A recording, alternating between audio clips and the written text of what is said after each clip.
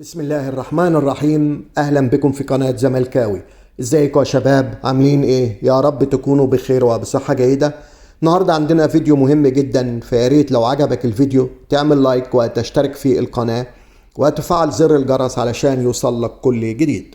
المواضيع اللي احنا هنتكلم فيها هي اللجنة الثلاثية تجتمع مع أوسوريو، بديل أوسوريو، الفيفا ترد على فضيحة المقاولون، سيد عبد الحفيظ يستفز الزملكاوية.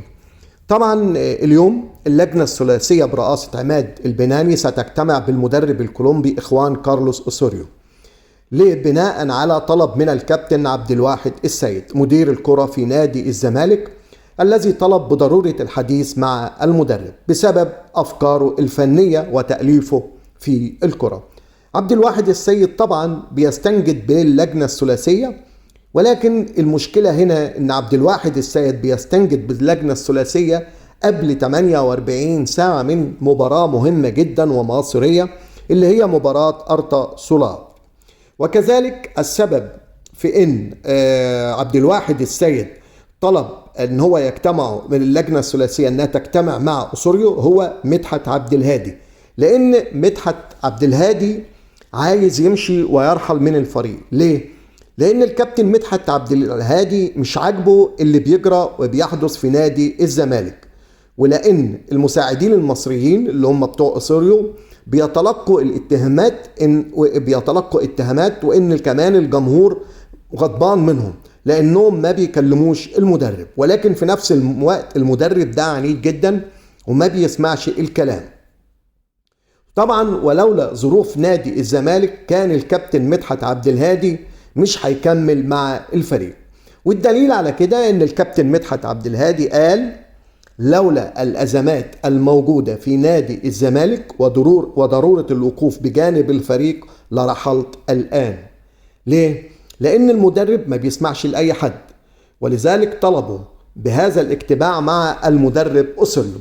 ديت اول مشكلة ان هو عنده الافكار ديت ما بتتناسبش مع امكانيات لاعبة نادي الزمالك، وكل يوم بيعمل تجربة بيجرب. المفروض ان انت ما بتجربش في نادي كبير زي نادي الزمالك. لازم يكون عندك فريق يكون جاهز ان هو يلعب في الدوري ويلعب في الكونفدرالية، ولكن أوسوريو قاعد يجرب طول الوقت.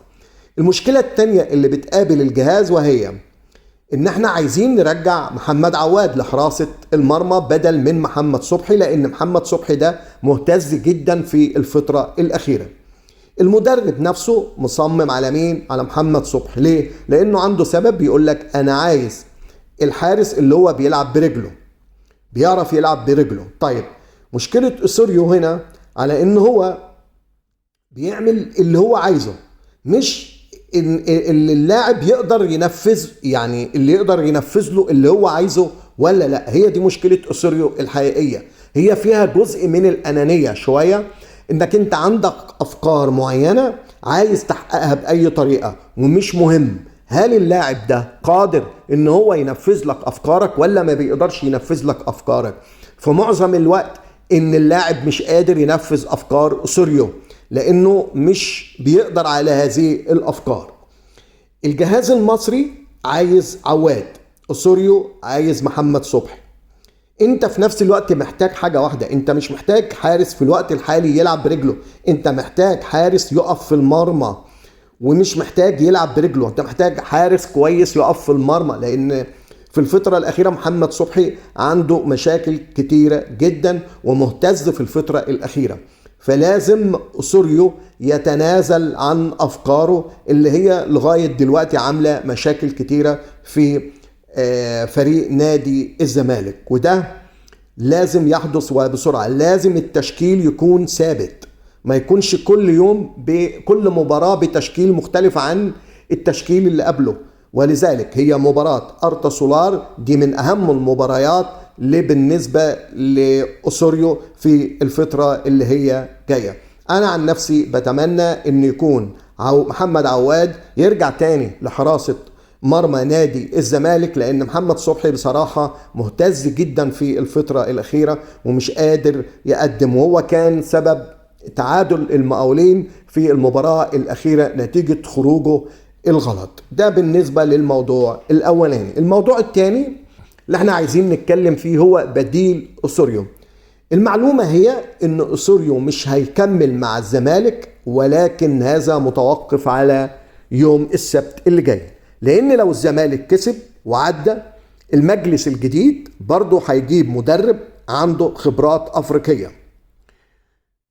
ولكن لو الزمالك يوم السبت لا قدر الله خرج من الكونفدرالية فأنت بتلعب فقط محلي، وفي الحالة ديت هيكون الخيار الأمثل هو حسام حسن مباشرة من بعد يوم السبت. يعني يوم السبت ده بيعتبر يوم مهم جدا في تاريخ نادي الزمالك وفي كمان في أوسوريو نفسه. هل أوسوريو هيقدر يكمل ولا مش هيقدر يكمل؟ لو هو كسب هيسيبوه، ولكن لو الانتخابات اتعملت وجت مجلس إدارة جديد، المجلس الإدارة الجديد برضه هيمشيه ويجيب واحد عنده خبرات أفريقية. يعني يوم السبت ده يوم مهم جدا في تاريخ نادي الزمالك. الموضوع الثالث اللي احنا هنتكلم فيه هو الفيفا ترد على فضيحة المقاولون. الفيفا عرفت اللي حصل في مباراة المقاولين والزمالك. الفيفا تواصلت مع اتحاد الكرة المصري وعملت له انذار بان ده ما يحصلش تاني. والمعروف طبعا ان التسريبات اللي حصلت في المباراة اللي كانت ما بين امين عمر وعادل محمد عادل حكم الفار كان غصب عنهم. خلاص. واللي حصل ده بيثبت شيء مهم جدا: الظلم التحكيمي الذي بيتعرض له نادي الزمالك على مر التاريخ. اللي حصل ده كمان بيؤكد للأهلاوية قبل الزمالكوية ان الزمالك هو اكتر نادي اتظلم من المنظومة التحكيمية في التاريخ من الرياضة المصرية. والمهزلة كمان كانت صوت وصورة، وهذه المهزلة سوف تبقى عبر التاريخ. انا عن نفسي بتمنى بصراحة ان الزمالك يصعد الموضوع للفيفا لكي تفضح المنظومة الرياضية التي تدير الكرة المصرية الفاسدة، لان في اتجاهين: في اتجاه عايز يعيد المباراة، وفي اتجاه مش عايزين يعيدوا المباراة.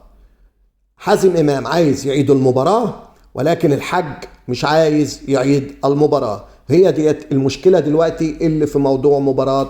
لكن انا في رأيي ان المباراة لن تعاد، لان هم هيخافوا بعد كده ان اي فريق تحصل له اي مشكلة تحكيمية يبقى احنا كده هنقعد نعيد المباراة طول السنة. فانا في رأيي الشخصي ان المباراة لن تعاد، وان هم هياخدوا شوية اجراءات بس ضد الحكم ان هو ما يحكمش تاني لنادي الزمالك، وده عادي جدا. ما هو ده اللي هو المفروض ان هو يحصل في الفترة اللي جاية.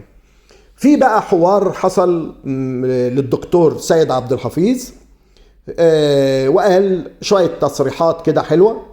قالها: أنا حزنت جدا على قرار رحيلي فجأة دون سابق معرفة، يعني هو مشوه من غير ما يعرف، وإن قرار رحيلي كان من لجنة التخطيط. احترم قرار رحيلي من الأهلي ولن أعلن عن أي تفاصيل. حب جمهور الأهلي نعمة من عند ربنا.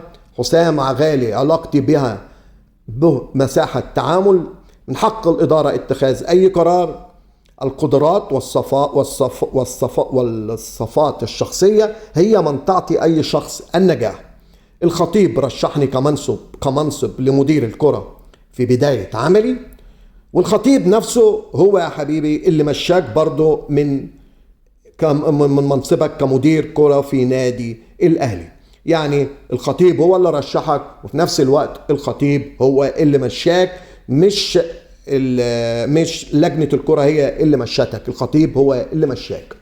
ده بالنسبة. وقال تصريحين مهمين جدا، ده عمل استفزاز شوية لجمهور نادي الزمالك. قال ان امام عاشور في حاجة لله علشان انضم للأهلي، لان الأهلي طبعا بيضم فقط الأولياء الله الصالحين، زي الشحات اللي سب الدين من أولياء الصالحين، كهربا صاحب خلق رفيع من أولياء الله الصالحين، إمام عاشور من أولياء الصالحين الذي سب كل رموز الأهلي وجمهور الأهلي بألفاظ صعبة جدا مستحيل إن الواحد يقولها. هم دولت من أولياء الله الصالحين. يعني هم دول المجموعة اللي هي من أولياء الصالحين اللي بيعتبر ان امام عاشور في حاجة لله. يعني امام عاشور ده في حاجة لله. غريبة جدا، واحد سبهم وسب الجمهور بيقول لك في حاجة لله. وقال تصريح برضو جامد جدا سيد عبد الحفيظ ان مبادئ الاهلي جاردويلا ذات نفسه ما يقدرش يتعدى. طبعا هو هنا بيخاطب جمهور الاهلي اللي بيصدق اي حاجة. امام عاشور اللي سب كل رموز الاهلي، وجمهور الاهلي في رأيه ان دي صفقة امام عاشور. امام عاشور اهانة لمبادئ نادي الاهلي وجمهور نادي الاهلي، وهذه الصفقة كسرت كل جمهور نادي الاهلي ومبادئه. المبادئ بالنسبة لنادي الاهلي هي مصلحة نادي الاهلي فقط، ومفيش اكتر من كده. مفيش حاجة اسمها مبادئ وانت بتجيب واحد بيشتمك. الف شكر يا جماعة، واتمنى تعملوا لي لايك.